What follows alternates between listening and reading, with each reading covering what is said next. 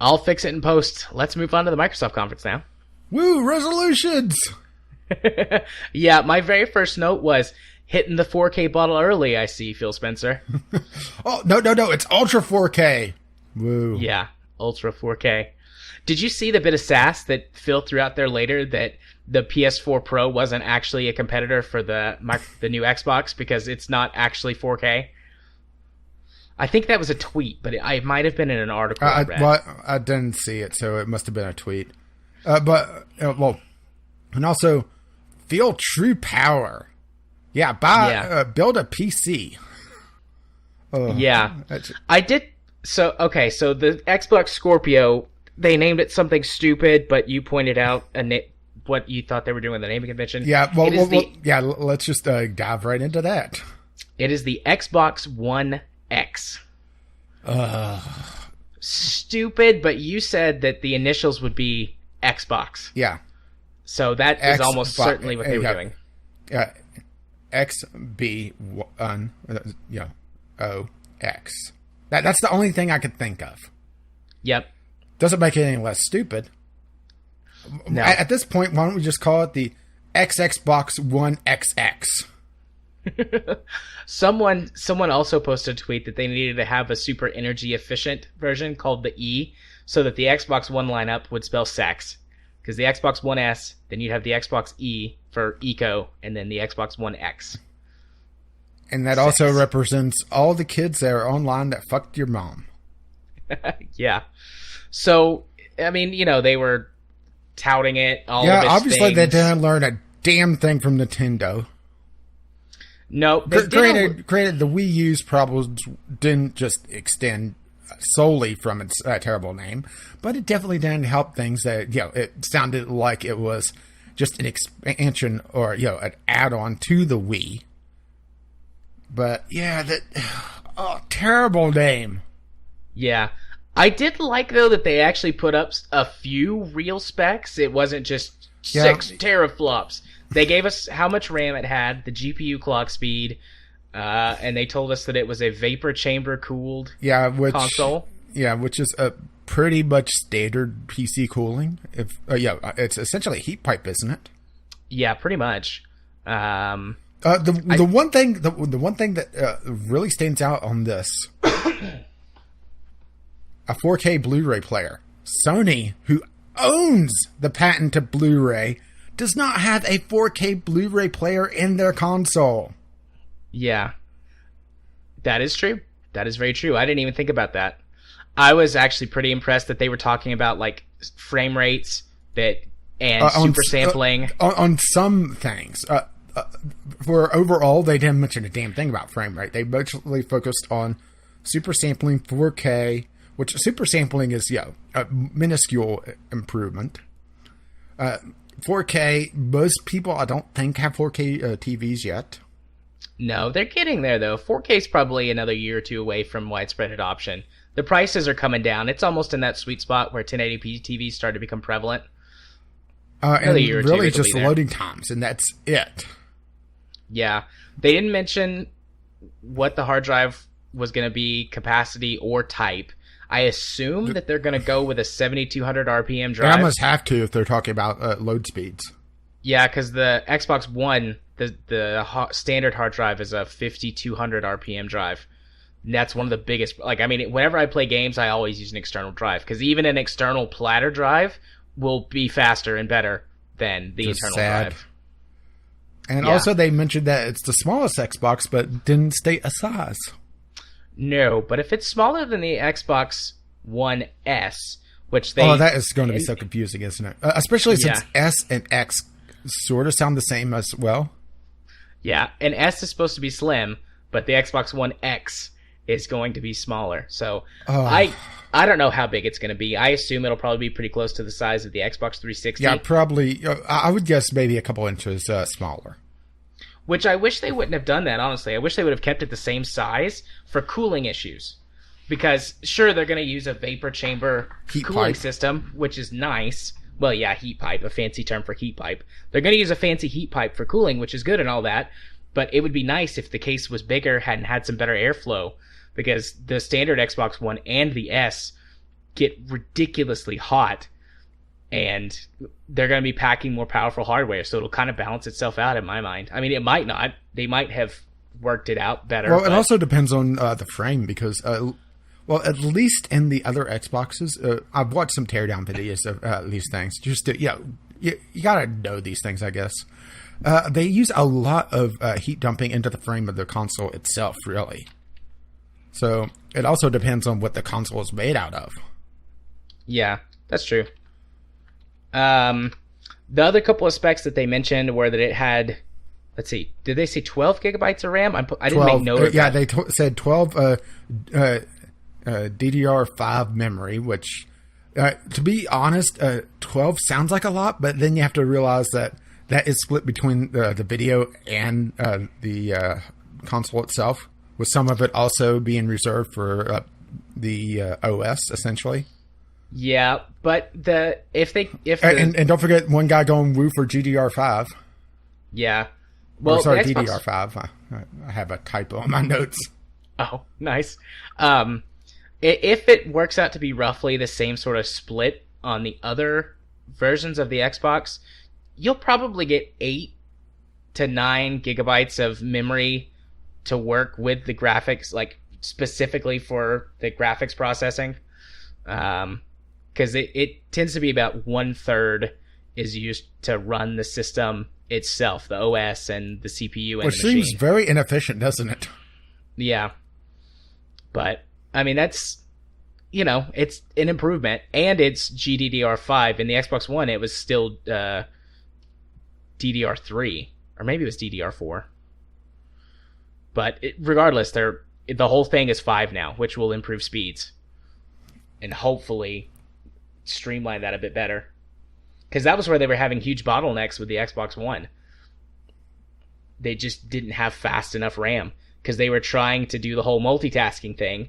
And so they thought that... But didn't have enough RAM and fast enough to do it. Yeah. So their whole plan in the beginning was to streamline the OS. But as they discovered the version of Windows 8 and then later 10 that was running on the Xbox was not efficient at all. Also known as being Windows 10. Yeah, so good improvement there. And then what was the clock speed on the video card? Well, I may have it wrong here, but they said 1.172 gigahertz. Yeah, I was thinking it was around 1.2 gigahertz, which is pretty good. I mean, that's roughly the clock speed, and I know that there's a lot of differences and a lot of things that make it more... it depends on the architecture and a lot of behind the scenes stuff, which makes all these specs completely meaningless except for comparing to the previous Xbox. But in general, the pre-show they kept talking. The people that they had for the Twitch stream, they kept talking about, how many teraflops do you think it'll have? I hope it has. It's like, who uses the term teraflop in just general conversation? Supercomputer people, where that teraflops is actually a useful form of measurement for running massive amounts of mathematical computations and that's for simulations. About it. And hearing them trying to sound intelligent about console specs and using the term teraflop over and over again. Maybe it's just me being cynical overall, which is very likely, actually. Yeah, I think... oh, look, there's a full spec sheet, actually, that I just found. Okay, so CPU compared to the Xbox One, 8-core 2.3 gigahertz processor versus the 8-core 1.75 gigahertz processor in the Xbox One. GPU 1.172 gigahertz versus 853 megahertz. So in the same system architecture, it's going to be quite a bit more powerful, which, is nice and all. My problem with this is that they're not going to use it for frame rate. They're just going to make the game shinier. Yeah, that's frustrating. It looks like they've got it listed with a 1 terabyte hard drive, which is nice, but we don't know what the speed is on that. or if it's an SSD. I doubt it's an SSD because a 1 terabyte SSD. Yeah, well, they costs, also said it was this is essentially a $500 console, isn't it? Yeah, I think it's and it's $499. And seeing a Christmas or a holiday release, isn't it? Yeah, didn't they say November or something of this year? So yeah, holiday 2017. Yeah, they're about it. So they're gonna have to get on board.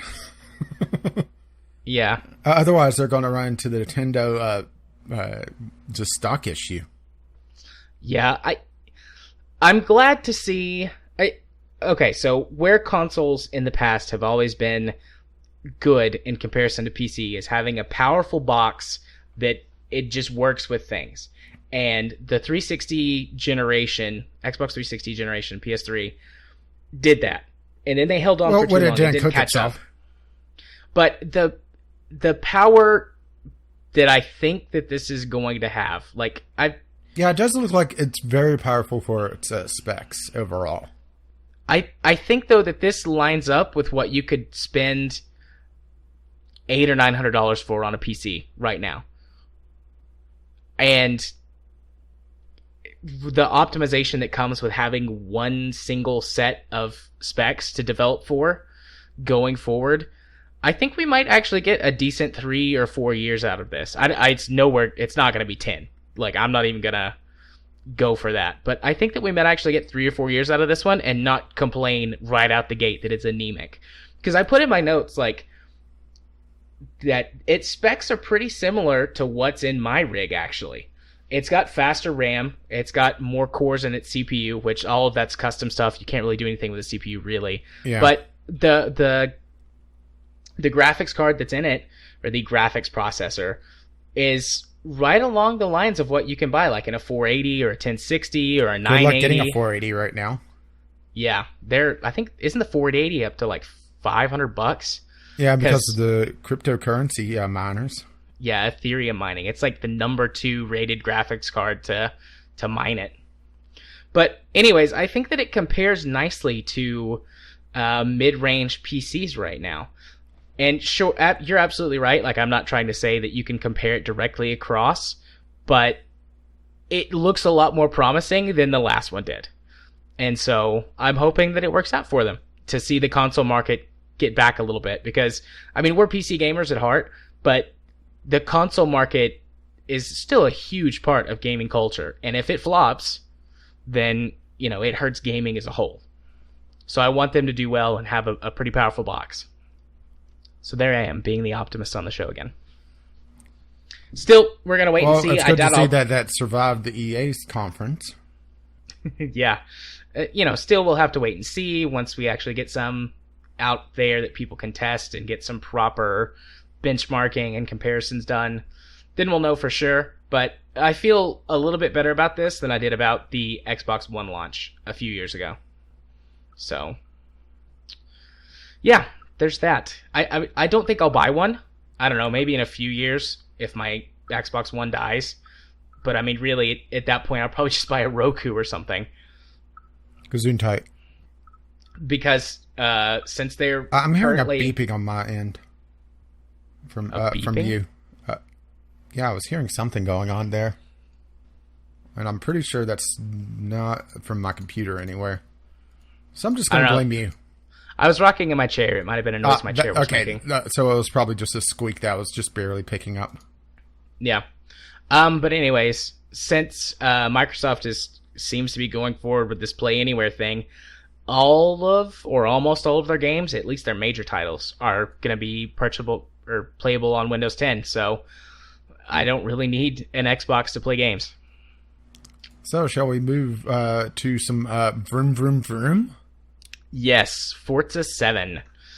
I'm very excited to see another Forza game. I love Forza. It's my favorite. Yeah, I've honestly have really nothing to say about this because I never play a Forza game. But they did mention 60 FPS, so they have that going for them, which is nice. Yeah, well, Forza 5 and 6 both run at 60 FPS. It's not that hard to get a car game to run at 60 FPS. Yeah, but the fact that they have to specifically mention it is, sad.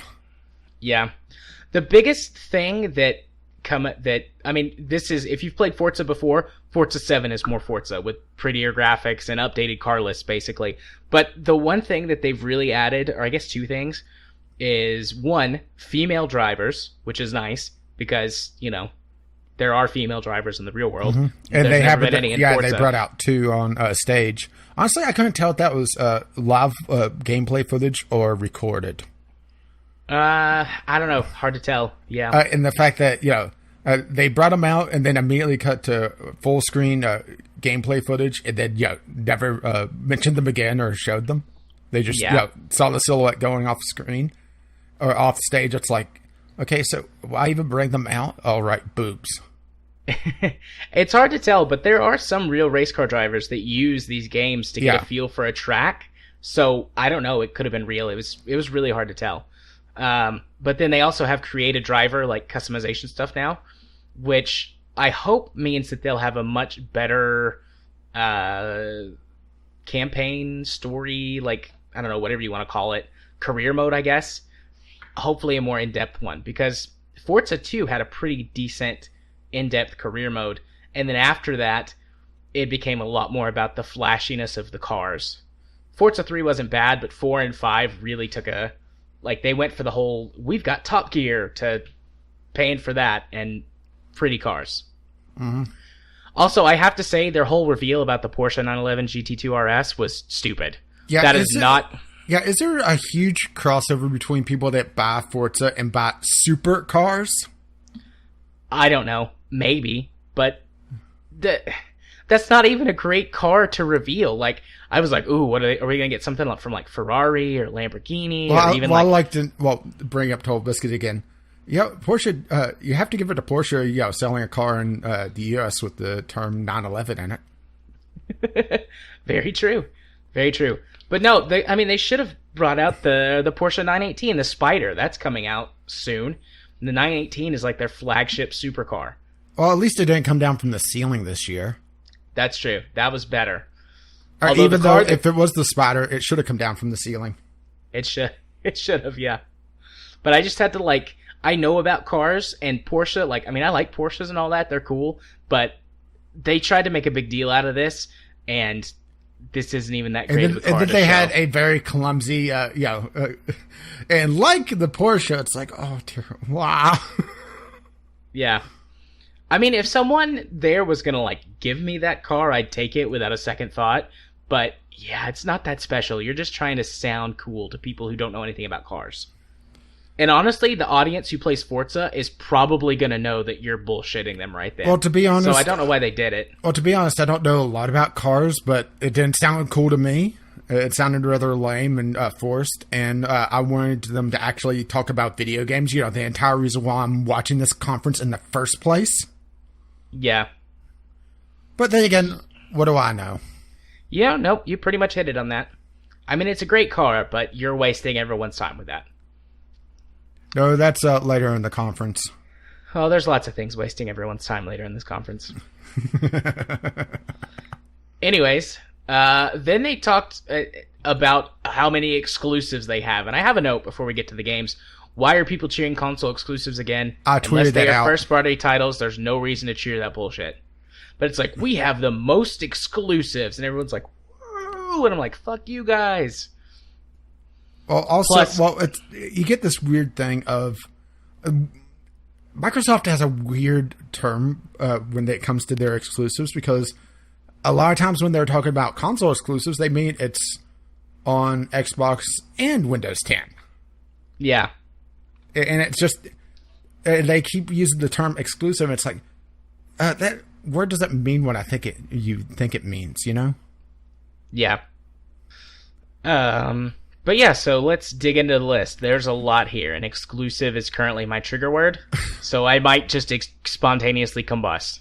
I'll do my best to keep it in. Well, I kind of skipped over, especially their montages that they had. Yeah, I kind of skipped over the montage too, but they went through a lot of games, like just showing a trailer for the game. Xbox was very much games. I think that's the lesson that they've learned. Go back to game stuff. But then they had like 20 trailers?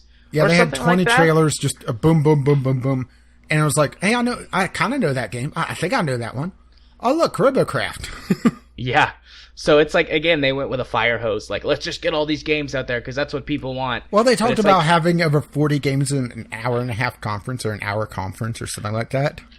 And it's just, okay, so obviously they're going to not be talking about a lot of these. Which kind of it has to be a little bit depressing for the developer to hear, oh, my project's going to be talked about on the E3 stage. No, we're just going to show the trailer. You're going to get 10 seconds and a montage that has 20 other games. Yeah. But that was the last thing they did. Like, I guess they did, like, their bigger or the things that they thought were more important. Like, they each got individual trailers. And a couple of things were said about a couple of them, but mostly it was like trailer. And then they had their montage at the end that had a whole bunch of games in it. But the first game that they showed in this sort of rapid fire thing was Metro Exodus, which actually got a little bit of, I assume it's supposed to be gameplay. Either that or it was just an extended trailer. Kind of hard to tell. I think it might have been gameplay, or at least very prettified versions of gameplay, because you have, once again, E3 conference video is not indicative of what you'll actually get.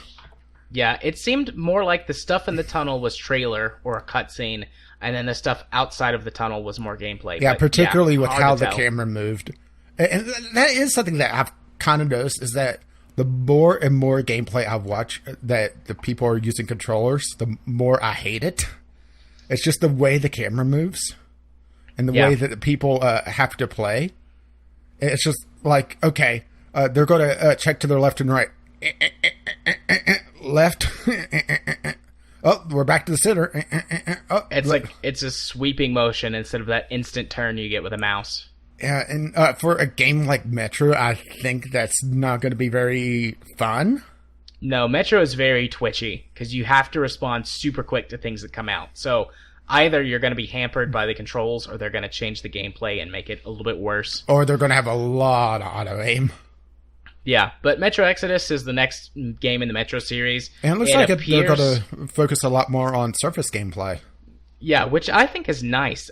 Metro 2033 and what was it, Metro Last Light, are very claustrophobic. And they're supposed to be horror games, so I get that. And maybe because I don't really like horror games very much, that's why I don't like it. But I just don't like it. It makes me feel it felt very anxious. It felt like you're giving a small map to explore on this. Yeah. I assume, based on the title and the fact that the end of the trailer is like they get on a train and go somewhere. Which I'm assuming instantly sold you on this game. I don't know. We'll see. Maybe. The train was definitely a redeeming feature. I was like, oh, look, a train. Maybe there'll be some customization involved with it. Yeah, I was watching this. I saw the train. I was like, well, here's Jared's game of the conference. Yeah, but all that potential horror stuff does not make me feel good, because I don't like horror. But, I mean, I liked the first Metro game, and I played Last Light, but it was even more claustrophobic than the first one. So, I just didn't like it as much. But, I mean, it looked pretty good. It's one that I'm going to wait and see. Yeah. And then maybe give it a look. It's definitely not on my top list of the show, but it was one that I'm like, okay, I'll give this one a second look later on. Next in line, Assassin's Creed Origins, which we've known about this for forever. They acted like it was the world premiere, but this game leaked months ago. Mm-hmm. So I was like, oh, it's the Egypt Assassin's Creed game. That's cool. Yeah, but it is kind of funny that they're taking the literal route with Eagle Vision now. Yeah, now you control an eagle, which I thought, I was like, okay, that's cute. But I'm just so far removed from the Assassin's Creed series at this point. I've played a bunch of them, but I'm haven't played the last 3 games, and I just really don't care. I just don't care about it anymore. Yeah, my notes are the start of the series, sorta, because they're going all the way back to ancient Egypt and saying that that's the beginning of the order, which also kind of excludes anything before that as well. So, yeah,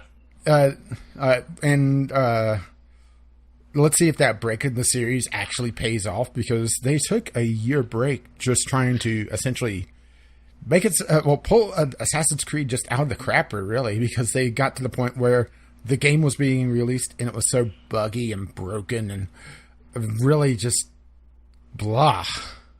Yeah. I like Assassin's Creed, but that's why. It's like every Assassin's Creed game just like, oh, Assassin's Creed, the more Assassin's Creed version of Assassin's Creed with more bugs this time. Like, that's what every release felt like to me, just more of the same with more bugs. If they do some things different with this, which the trailer doesn't really make me feel like they're going to do anything different with it. It looks like more Assassin's Creed with a couple of new mechanics, like actually flying the eagle around. Well, it does feel like they're making the series a little bit more diverse in gameplay with the eagle, and they're trying to borrow some more elements from Black Flag with the underwater combat. Yeah. But I also noted that the presenter said X-Bone. I missed that. Oh, God. See, this is what happens when you skip around. I watched most of the Assassin's Creed thing, but I just missed it. I might have been taking notes at that point. And something else I really noticed about this really put me off from the game, but when they were doing the gameplay and they were showing the gear menu, did it seem exceptionally slow to you? Yeah, it felt like they were borrowing from recent games like Destiny and No Man's Sky. Yeah, for one, it had a cursor, which honestly it didn't need, but also the cursor moved at a quarter of the speed that it should. Yeah, I was getting that vibe, and I was just looking and thinking, okay, this isn't slowing down, is it? Why is it so slow? Yeah, I was getting some worrisome vibes from that. Honestly, that menu makes me think that this was that at least that the menu system would work a lot better on PC. It probably would, as long as they remove the like little console cursor and just use a mouse cursor, which they won't. Yeah, I can't have that. And not sure if I like the controllable arrows. I think it really depends on gameplay, though. I thought that was pretty cool, but yeah, that was one of the things I was like, okay, maybe. That's how I felt about this game. Like, okay, maybe. It feels like a lot more Assassin's Creed with a few extra tweaks, but maybe, especially if it's not broken on release. And let's see, then they mentioned Mixer really quick, which is streaming software. Yeah, that's Microsoft's new streaming service to try and compete with Twitch, and I mean, good luck to them. Yeah, they'll need it. Yeah, it won't go anywhere on PC for sure, but it might do okay on console, because they already have some built-in streaming stuff, not just to Twitch. Like, they actually have a built-in Microsoft streaming thing where you can watch streams directly. Like, okay, yeah, E3 let me start this explanation. Let me start this explanation over. Say that you want to go look at a game on the Microsoft Store. Not sure why I would. On a console, huh? Pretend that you're a console peasant and you want to go check out the new Call of Duty 7. Excuse me, killing myself. And you go to look at it and you're not sure if you want to buy it. You can scroll over to an active players menu and just watch people who are streaming the game using this Microsoft, like, built-in Microsoft thing. And it works pretty well. So I think it might do okay on console. I really doubt that would sell me on a game. No, but it's like, do you want to know more about the game? Well, here you can go watch active streams of people playing it right now. You don't have to go to YouTube or Twitch. Like, it's built into our ecosystem. And that's a pretty neat feature, and it might do okay on console, but I really don't think that it's going to do what they want it to do. They're just, I mean, Google couldn't overthrow Twitch. I don't know how Microsoft's going to do it. Captive audience. Maybe, I guess. I don't know. Like I said, best of luck. All right, then they had PlayerUnknown Battleground, and they used the term exclusive here, so I'm assuming it's only going to be in Xbox.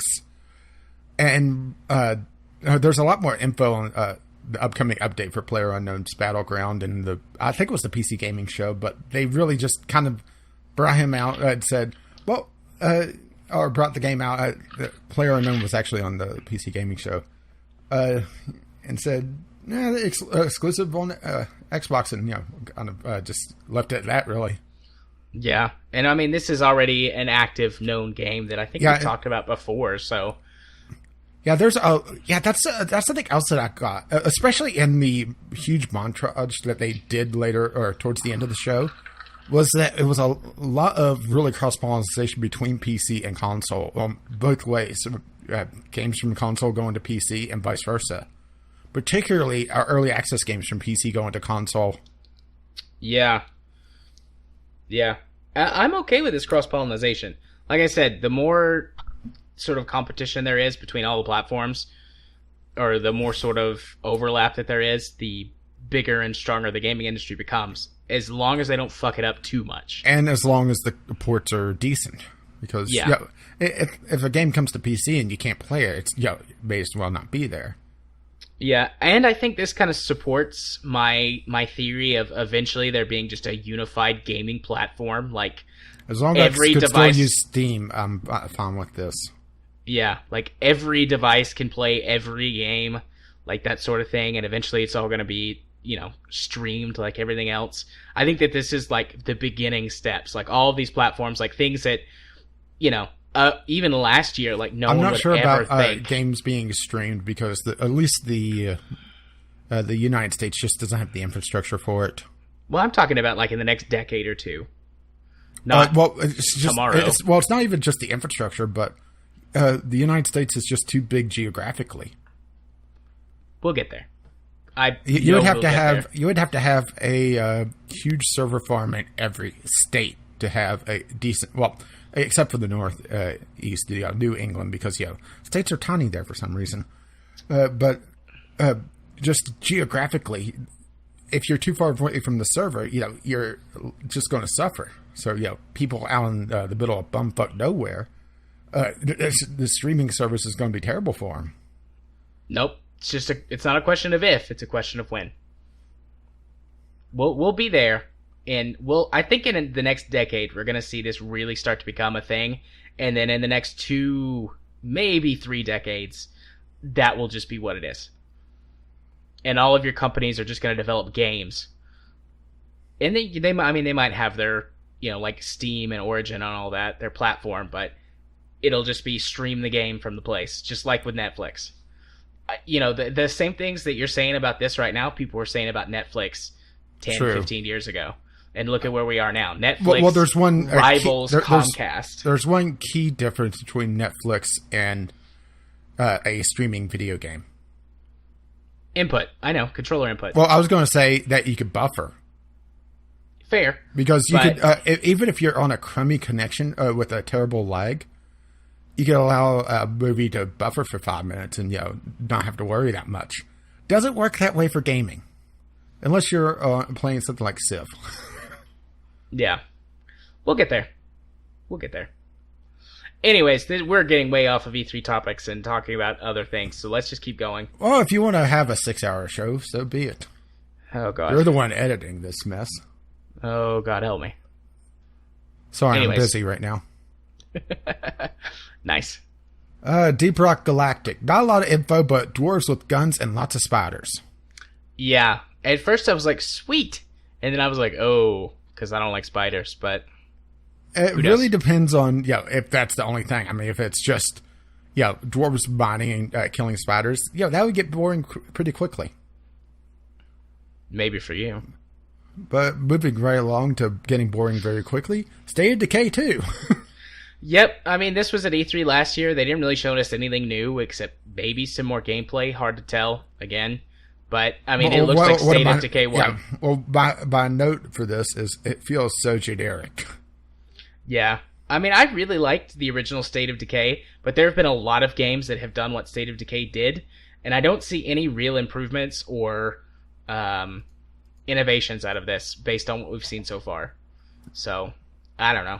And also, not really much to say about it. Well, it didn't really sell me on it. Oh, look, zombies. And then in the cutscene or whatever, the zombies were just standing around like they were in a kung fu movie, and they were being taken out one by whoever it was. Yeah. And it's just no. Maybe it's just it comes down to this isn't for me. Yeah. We'll see. Well, speaking of not for me. The announcer that they had on stage for the Darwin Project. Yeah. At first I was like, oh, this looks interesting. And then, like, once the announcer started and I got into it, I was like, eSport announcers. Oh. Yeah. It's, some sort of battle royale game, I think. They had, like, 30 seconds or a minute gameplay with this annoying announcer over it. Yeah. And they didn't mention anything else. Yeah, it seems like a Hunger Games style game. Which that seems to be the flavor of the month now, because we just mentioned PlayerUnknown's Battleground. That's the same thing. We have King of the Kill from H1Z1 with Sony or Daybreak or whoever they are now. You're just seeing a lot of these Battle Royale games. Let's see, there's at least 2 or 3 more that I have in my library. Yeah. And honestly, this is turning into essentially what the survival sandbox was, where it's this nomadic player base that just keeps moving from game to game. Honestly, turning them... there's a lot of crossover because they turn into essentially the same thing. Yeah. Because that's the big thing. It's not so much surviving the elements, it's surviving their players. It's more of a structure this time. Right. I don't know. Doesn't seem like it's for me. Yeah, I doubt it's for me either, but to be honest, I was so turned off by the esports announcer that, I really don't care. And then let's see. Minecraft gets stage time for an update. Yep. Granted, it is a fairly decent update where they're combining servers across platforms, except for PlayStation. I was going to say, they're like, yes, now all platforms can play together. And then you go look at the list and Sony is absent. But you got Switch on there, which I think is interesting. It's Xbox One, Nintendo Switch, mobile devices, VR Minecraft, and then the Windows 10 version of Minecraft. Well, this isn't Minecraft. This is them talking about Rocket League. But they state that they don't want to subject their players to unknown networks, essentially, and beyond their control. Yeah. Nintendo, the most family-friendly of consoles, is allowing it. Yeah. This is just Sony being Sony on that respect. Yeah, you're right. But still, I think that's interesting. Like, they even got Nintendo on board. Yeah, which Nintendo, they're so backwards when it comes to online capabilities. Matter of fact, they didn't talk about it in their conference, so I'll bring it up here. There's some people talking about how in order to do voice chat on the Nintendo console on the Switch, you have to have a smartphone, and you plug in your headset to that. Yep. And you're running a third-party app. It gets worse. It gets worse. And you have to pay for it. No, if you want to have game audio and voice chat coming through your headphones, you have to buy a splitter and use a splitter and plug the cable from the Switch into the splitter and then plug the splitter into your phone and then your headset in or your earbuds on your head. Yeah, but if you do that, how will the other people at your millennial rooftop party could hear the gameplay audio? Or in your weird garage where cars are. But we'll get to that. Or in the tunnel where you're flipping around with a soccer ball. Yeah. Yeah, we'll get to that later. Those are all things from the E3 conference this year, guys. We'll get there in like 6 hours. Yeah, see you then. I hope you packed a lunch. But yeah, I mean, that was really all they had to say about Minecraft. Bringing all the versions together. Oh, and 4K. Yeah, 4K. I love how Phil Spencer was like, man, seeing that Minecraft in 4K was beautiful. And I'm like, it's Minecraft. It's Minecraft. Minecraft is, well, first of all, the version for consoles and Windows 10, it actually can run in 4K because it's not Java-based. But 4K Minecraft, that's probably the worst use of 4K for a game I could think of. Yeah. I mean, hell, even Terraria, which wouldn't be much more use, it would at least expand your field of view. Yeah. Oh, silly. Drink it from that 4K bottle again. And then Dragon Ball Fighter Z. I was like, wow, Dragon Ball Z. I don't care. Well, my note is, seems rather silly and over the top, so I guess it fits the show. Yeah, all the Dragon Ball games are. And my tweet for this was yelling at one another for 4 episodes, the game. Yeah. Yeah. And let's see, Black Desert Online, which is an MMO that's already on PC, so there's really not a lot to talk about. No, I do intend to play that on PC at some point, but I definitely would not play it on console, so...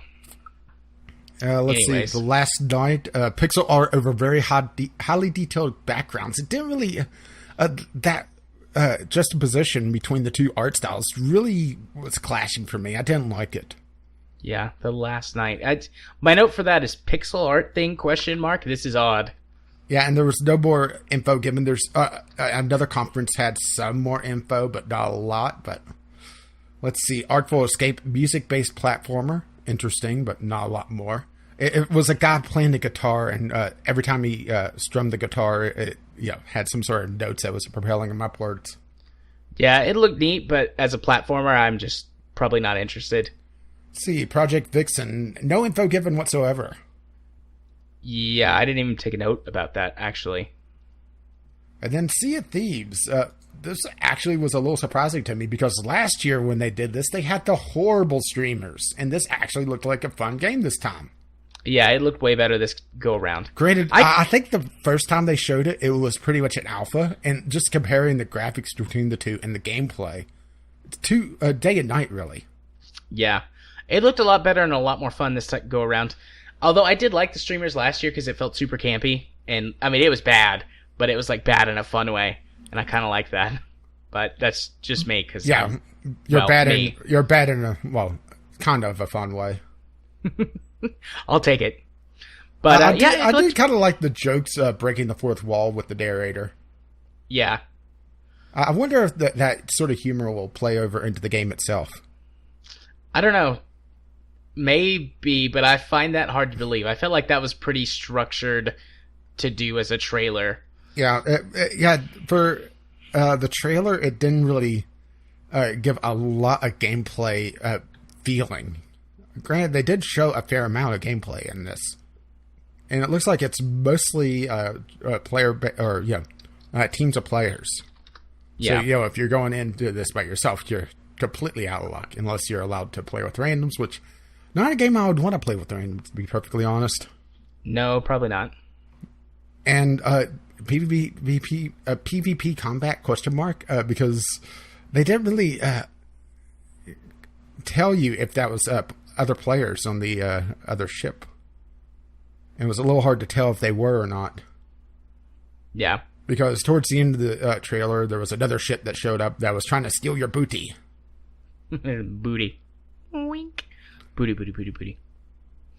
Anyways. Tacoma. Not a lot of info given here either. No, I got kind of like a weird System Shock or BioShock vibe from it, but really no info. It was just a trailer and it wasn't talked about, so who knows? We'll see. And then let's see, Super Lucky's Tale, a 2.5D/3D platformer, depending on the area you're in. It was very colorful, and it did remind me of sort of a retro platformer. Hopefully in a good way, but it really depends on how well it plays, because, and now I'm blanking on the name of it. The recently from Banjo-Kazooie.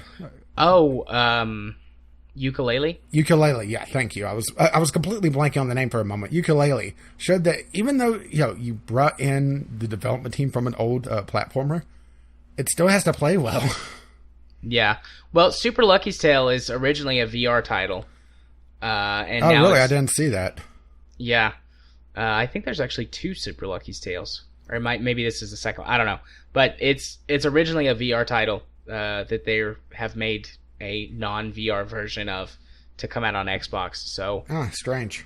I wonder, I mean, this is completely speculative, but I wonder if this is kind of coming out ahead of a potential VR launch for Microsoft, or something to do with HoloLens that we'll hear about later this year. Honestly, I'd be shocked if HoloLens is a thing for Microsoft gaming-wise. HoloLens feels more like it's a tool for industry than anything else. Yeah. It doesn't seem like it's a great gaming device yet. Yeah, I agree, but I would rather have a HoloLens than a VR headset. Even after my experience with VR, AR is still much more appealing to me. Yeah, same here. Particularly if they could handle certain things. Having it where if I'm looking at my monitor and I could see virtual monitors around it, that would be a lot more interesting to me than having a full VR workspace. Yeah. Mostly because I take my hand off the mouse, I can find the mouse again. Fair enough. Yeah, but it looked cute. I mean, I don't care because it's a platformer, but it looked cute. It reminded me very much of mascot gaming, you know. So, and I mean, I think that's what they were going for all along. Yeah, which that's something that we really got away from was the animal mascots for games. When was the last time we had a major mascot, animal mascot for a game? And no, we don't count Mario. I guess technically Ukulele, but before that, Banjo-Kazooie, was he the last one? Maybe that was towards the end of the era. Yeah, I mean that's the last one that I can think of. There might be another one, maybe a more obscure thing, but yeah. But I mean, we got away from that because we got better. Like the main reason animal mascots were a thing was easier to just render out and make look halfway decent. Yeah, because human faces and bodies at the time looked terrible. Which explains Mario. Super Mario 64 looked pretty good. Yeah, but he still looks like a block of polygons. He does. But anyways, yeah, that was all right, Super Lucky's Tale. Yeah, they had an announcement for the release date of Cuphead. That's going to be in September. And I didn't mention didn't write down the particular day. But Cuphead's been delayed so many times that, it doesn't really matter at this point. I'm still excited about the aesthetic of it, but I'm not so sure about the gameplay. Mostly because it feels like a lot of the bosses in it are very bullet smudgy, and there's no really indication that you're doing damage to them. Yeah. Did you notice that in the gameplay that they showed? I did. I've not really been interested in Cuphead outside of, that's a neat new art style to do. Yeah, that's mostly what I'm interested in it for is the art style, because I haven't seen a game like it. Yeah. But it seems like they're just going for bullet spongy bosses, which, just doesn't interest me. Yeah. So, shall we move along to Terry Crews the game? Sure. Crackdown 3. Yeah, delightfully over the top. Yeah, I'm looking forward to it, no matter how good or bad it is, because the Crackdown series is just about being dumb and having fun blowing dudes up as like a superhero. Yeah, how about coming out on PC, though? That would be nice. I mean, it'll be part of the Play Anywhere, so technically it will be out on PC. It'll never come to Steam. But you'll be able to buy it through the Windows 10 store if you'd like. Goody. It did have a Saints Row kind of feel to it as well, particularly Saints Row 4. Yeah, I mean, Crackdown has always been that way, though. The first two games were that. It was the Saints Row. It was Saints Row 4 before Saints Row 4 was a thing. Yeah. Except with somehow a lot more guns and explosions. Yeah, then let's see. We had the gaming montage, which just about note was lots of PC exclusives coming out on Xbox. Yeah, that's what I thought. I didn't take any notes about it. I just was like, this is too fast. I'm not going to bother. But that was how I felt about it, too. I was like, oh, I recognize that game. And that one and that one. These are all PC games. Yeah, I would say a good quarter to half was formerly PC exclusive games coming out to Xbox. Yeah. Then let's see, Ashen. And funny, that I didn't see a couch in this game anywhere. For those who don't know, there's a YouTuber called Ashens that he records things on a couch, usually either very bad, they're called pop stations. They're essentially just terrible handhelds, LCD screens, just terrible games, terrible food, loot boxes, or knockoffs from Poundland. I'm pretty sure my theory at one point was that there was this assassin trying to poison him with just terrible food. Just go look up Ashen's 1,000-Year Egg. You'll thank me. So yeah, Ashen. Iron Man suits the RPG. I mean, they're not actually Iron Man suits, but they really feel super heavily inspired by Iron Man suits. I didn't get that vibe. Are you sure you're on the right note? Because I didn't see anything that really thought... Oh, no, that's Anthem, not Ashen. You're right. I'm confusing the two. I was sitting here thinking, where the hell did you see this? You're right. I'm confusing Ashen with Anthem, which I made that mistake when I was watching the conference too. I was like, "Oh my gosh, Iron Man suit game." Wait, no, this is not that. Yeah, this is a very washed out colors, a lot of darkness actually, which I'm not sure would work out well for a game. Darkness in games make it very annoying to play. Yeah. And they're doing if I'm recalling correctly, they're wanting to do a sort of pseudo Dark Souls-esque thing where you could occasionally encounter players to help you in your journey. Or hurt you. Yeah. Yeah, I mean, it looks sort of interesting, but, like, as a concept to me, but this game does not appeal to me at all. Yeah, and it looks like it's staying on the console, maybe? I'm not 100% sure on that. Yeah. Alright, so, Life is Strange Before the Storm. Oh, boy. I'm not really very excited about this. Yeah, my excitement has been greatly tempered by a lot of things I've learned past this. For one, it's set before the series, so it is a prequel, and it's a shorter series with only 3 episodes, or I guess 4. We'll get into that in a little bit, and another reason why I'm not exactly excited about this. It's coming this fall. As a matter of fact, its Steam store page is up, but do not pre-order because that's a spanking.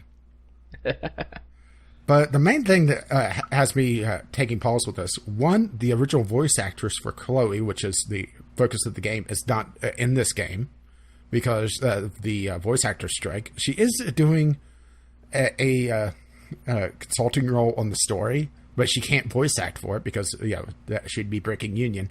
And also, it's not by the original developer. It's been licensed out.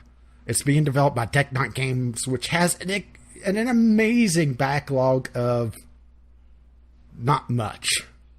Yeah, mostly crappy games and a few mobile ones. But yeah, I feel bad about being very, very skeptical about this game. And also, well, for one, you're playing Chloe, and they said that there's no supernatural elements in this whatsoever. So, you're not going to have the time thing either. But they implied in the trailer that someone or something has some kind of power. Yeah, based on what they said after the fact, I think it's just edited that way so people that played the first game saw that. And also, they are also holding hostage a 4th episode in the deluxe version, where you get one last time playing Max, but it's Max before she leaves Arcadia Bay to go to Portland, if I recall correctly. So, it'll be a 13-year-old Max. This honestly feels like the Star Wars prequels, where it's, hey, do you want to see the story about the characters you care about before you cared about them when they're a lot younger? No? Oh, too bad. You're getting it anyway. I would be okay with the prequel aspect. Like, it sounds to me, I'm intrigued. Like, how did Chloe become Chloe? But that seems like a one-off episode thing. Like, yeah, it should have been one episode. And the thing is also, we know a lot of the story already, unless they do some sort of major branching point, and this is a side story completely. Because, we had the entire game club about it. So you have, 2 hours of talking about this game already? Or talking about the story that led to this, or the story that this led to, or whatever. So we know the major plot points already. We know these characters. Yeah. Telltale has done this a couple of times with games. They've done just a one-off story to either tell something before or in between or as an epilogue. And I feel like that's what this should be, a one-off, but they've licensed it out and turned it into another series, basically. And even though it's shorter than the original, I'm worried that it's just going to be stretched out. I'll probably buy it eventually, and after a year or so when it's on sale. But, and probably get the deluxe edition when it's heavily discounted. Yeah. But, it's just, wow. Yeah. Shadow of War is up next. Yep. Looks very much like Shadows of Mordor, except with an expansion to the whole Nemesis system. Yeah, I still haven't played Shadow of Mordor, so I can't talk too much a comparison about this. But can you clear up one thing about the first game for me? I could try. Was Shrek in it? No, he was not. Am I the only one that got the whole Shrek feeling from that one orc that he took over, or made join his side? No, I got that too.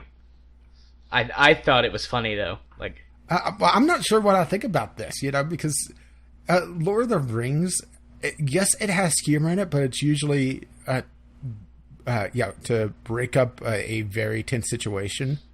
But I fear having a Shrek as your sidekick, essentially, would be too much for a Lord of the Rings game. Honestly, the writing or the dialogue delivery felt a lot more like the Hobbit book. Not the movies, but the book. A little bit more humorous and lighthearted and intended for children more than adults. That's the kind of the vibe I got from the dialogue, which, if the whole thing is that way, it'll probably be a little bit odd, because you've got this very humorous, not serious, childlike dialogue mixed with what appears to be a very dark, gritty story. But I don't know, it looked pretty good. I like the expansion to the Nemesis system. The one thing that I always wanted was to be able to sort of recruit and take over fortresses. Yeah, that's the one thing that I wanted, and that wasn't there. So sounds good to me. I'll check it out at some point, I'm sure. Yeah, and I did like that there were a bit of a strategic element in the fortress attacks as well. Yeah, figuring out the weaknesses of the fortress and trying to exploit that. Yeah. That's an expansion of the Nemesis system as well, because the previously the orc captains and things like that each had lists of weaknesses and stuff to exploit, and the more that you actually used the system to your advantage, the more you learned about that sort of stuff. So that's good, taking it to the next step or the next level. Yeah, I'm a little shocked we haven't really seen anyone try to use the Nemesis system outside of the Shadow of Mordor series. I mean, Shadow of Mordor has been out long enough that a game should have been in development to harp on that. Yeah, I wonder if I'm sure they've kept it very close to their chest exactly how it works. It might be really difficult to design that sort of AI logic to do that. Possibly. And maybe no one else has cracked it yet. Don't know. It's just something that kind of shocks me that we haven't seen that yet. Yeah. So next on the list, Ori and the Will-o'-the-Wisps. Ori and the Blind Forest, this is the sequel to that. That was a cute game that, honestly, I didn't care too much about. I haven't gotten to play it yet. It's been on my buy list for quite a while, if I recall correctly. Yeah, it was free on Xbox One a couple of years ago. And I did make a note a really beautiful trailer with live music. Someone's been taking some notes from Sony. Yeah. There were actually quite a few live music events this go around. But this one was the one that stood out to me. Or I think it may have been the first one in the conference. And Sony should take some notes from Sony and get their damn audio straight. Yeah. But yeah, it was nice. I like the look of it, but I probably won't play it. And finally, we have the expansion of the backwards compatibility, adding the original Xbone.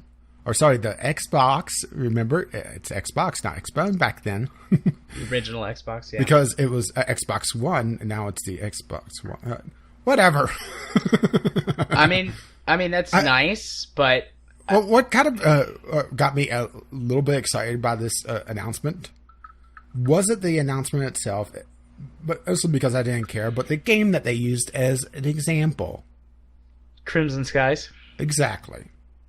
Yeah. I really don't care all that much. Not that... But you can play original Xbox games in 4K now. Woo. I don't have a 4K TV, so no, I can't. But... It was super sample. I just really don't, game design has come so far since then, and the more I'm emulating games, the more I realize, yeah, sure, there's still, games back then were great, but we've come a long way since then. And a lot of these games I just have no interest in playing anymore. And a lot of my favorite games from the original Xbox era have made their way onto PC. Like KOTOR, for example. And Halo. Halo's been remastered twice now, so I've got that if I want to play it. So Oh, yeah, and we should just- at this point they did mention the release date for the Xbox One. At this point they did mention the release date for the Xbox One. That's probably why I didn't have it in the or in my notes for that. That's when they came back on stage and talked a little bit about the Xbox One X11X. Yep. And then they talked about Anthem, which is Iron Man suits the game. Yeah, I'm not sure about this. Maybe it's just because I'm so happy. It's BioWare, which that sounds like such a backhanded thing. This is not a game I would want from BioWare. I would want an actual RPG, and it seems like they're focusing on the multiplayer aspect of this and not the story aspect. I'm so excited. As long as they get the gameplay loop down, this is like Destiny, like the Destiny gameplay loop, which I know you don't like it, but I love Destiny. Well, I do like Warframe. Combined with some BioWare storytelling. Yeah, my notes is Attack on Titan plus Iron Man. Yeah, plus Iron Man. All the Iron, like I'm sold on that alone. The rest of the game could be shit, but the chance to build Iron Man suits with mortars and massive missile launchers and lots of guns, like I'm in for that. Yeah, but I'm you're buying also that. a lot easier to please than me. Yeah, I'm in for that though. Although I did put in my notes the cynical part, like the faces in that demo are uncanny valley level of good. Can't Why do wait you think for the downgrade. Why do you think everyone is wearing helmets? Yeah, but yeah, can't wait for the downgrade. That was the last part. You cut me off before I could finish that. But yeah, that was the cynical part of me coming out. Well, And I then also noted that yay, Iron Man suits. Also noted that it seemed very limited on abilities. In the gameplay that they did show, it was limited to 3 per person. Yep, don't care. Iron Man suits. I mean, obviously, I'm not going to pre-order it. I'll see, make sure the game's not broken and all that jazz on launch. But It's a yeah, BioWare game. I'm in. I'm in. This is. I would want this from another company. I would want BioWare's A team to work on, let's say, a Mass Effect game. I'm in. I'm in, guys. I'm in. And then that was the end of the Microsoft conference. So pretty good conference overall, I think. Definitely they were feeding us from a fire hose. Yeah. So many games, and I got so tired of the word exclusive that they would say before each trailer. Exclusive. Fuck. Exclusive. Okay, that's enough, young man. But Exclusive. I don't really have any major complaints outside of that. Like, I mean, it was a conference that was very much focused on games, and aside from their little sidetrack into the Porsche about Forza 7, I didn't really feel like they got too far off track. Yeah, I think this was a lot better paced than the EA conference, but then again, just about anything would have been better paced than the EA conference. Just about. We're only one conference away from the thing that wasn't. But nothing major to say either way. Just pretty decent. Good effort, Microsoft. Good effort. I don't think they really need to bring Minecraft on stage every single year, though. No, they don't, but they probably will until Minecraft drops out of popularity. Yeah, they need to get that money back that they spent on it. Yeah,